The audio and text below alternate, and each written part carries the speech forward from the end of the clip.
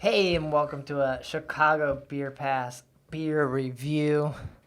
And we're continuing our Deepwood series because we have like way too many cans. I don't No, they come out every month. They care about us. really care. Yeah. You And know? they're so good that I don't want to drink them alone. I need to share them, and then I have all these cans. You Have you a open one of problem. these and drink it solo. Whatever you else you had to do, you're probably not. It's not gonna get done. Yeah. I have too much to do. So I'm like, Yeah. So we're talking Mineshaft Gap here, all right. Brad. And this was your favorite of this release, right?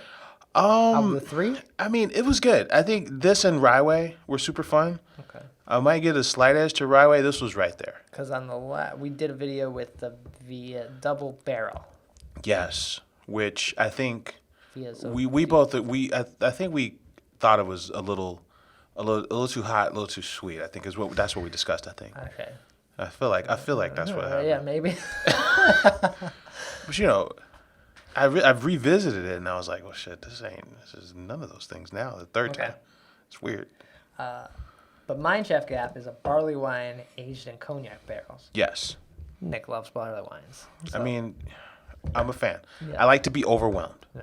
and then I like the experience of like a malt forward beverage that has moves that kind of that reminds me of the moves that some of these IPAs have, in the sense that they're just layered and have complexity, right? Like I like that someone's putting effort into making something that's not just malty and boozy, Okay. but has these other factors in them that make them fun. Fair enough. Yeah. Yeah. I gotta say, first off, I love the color of this beer. It's this like cherry mahogany kind Yeah, of it's like a cherry wine or like some sort of ruby vibrations. Like Yeah. if I had a dresser like this, it would be a great. Yeah. Like, I just feel like I'm just living in the woods here. It's fantastic. It really is. The color is fantastic. Yeah. And almost no head on this. It just kind of like dissipates very quickly. I saw a color descriptor recently that said dusty topaz. Dusty topaz. What color is topaz? I'm like trying to The picture topaz is the Like, brown, right? I It's the thought brown. topaz is like green. Is topaz the green one? I thought so. Shit. I could see that. I don't know. But when we opened this can and like poured it out, the aroma like kind of filled the room here already. Topaz. Oh yeah, topaz is brown. That's Yeah, what I it's like thought. tan, Yeah. like a khaki color, right? Right. Yeah, Like okay. it's in the brown family. Yeah. Yeah. Okay. Um. It's in the boring family. Beige, topaz. Yeah. Okay. Anyway, Um. man. Oh, you already been drinking. I went in. It feels a little bit like red wine, right? I think that's what I feel. It doesn't taste like. It for sure smells like Straight Jacket, but then it goes into this like Bordeaux, just kind of the awkward red wine thing for me. It has that like cognac-y, viscousy stickiness that like feels almost like syrup, but there's like no burn on it. It's like it has what you would think cognac would have, Always, yeah. but without the like heat or maybe the flavors you don't like of that. That's fair. I think because this beer is bright and fragrant, but not in a way that's offensive, right? But Interesting. It feels like you should sip this next to the fire. yeah, it's got some of those darker notes too, whether it's prune or fig or something. There's a little bit of that there, but overall, I get like I get a bright fruit sweetness that I'm having a hard time placing.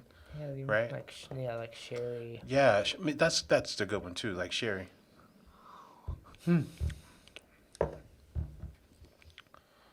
Yeah, I remember the first time having sherry. You think I was younger, not like young, like 20, 22 or 21 or something. But it I feels was like 11. I was 11, but it feels like something like, oh yeah, let's have some sherry. But it's like, oh no, sherry is like a little like a sipper kind of. You just want a little bit of. It's not like a wine you drink like a lot of. Yeah. This is fun, and it's a nice spin on Straight Jacket. Yeah. It's a nice spin on Straight Jacket. You know what I saw that was interesting, and we were talking in the pre-show. Like someone in one of these groups posted about. I wondered if Mineshaft Gap was a repeat, if we saw it before. Yeah.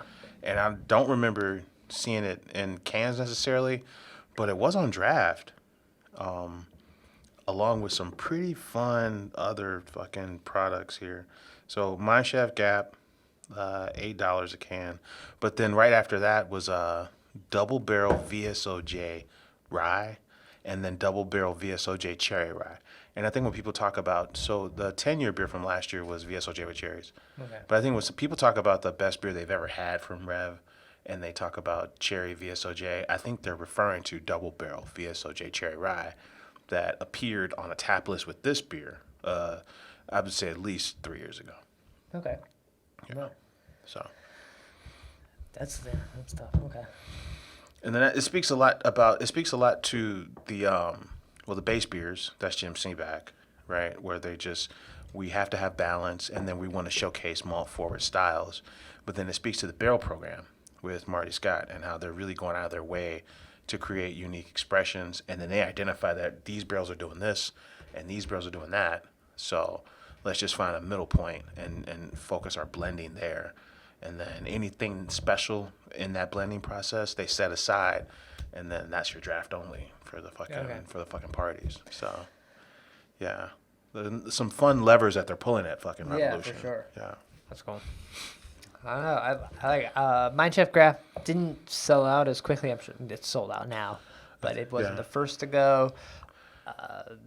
Find a friend that was able to get this and give this a try. This is really fun, and it made its way to distro.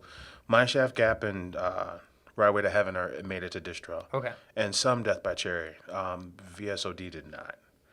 So, but yeah, I mean, if you're talking about a crew who, well, they're making sexy barley wines. Yeah. So sexy that they're making rye wines too now. You know. All right. We're gonna sip on this for a little while, get the fire going. Yeah. Take care. Cheers.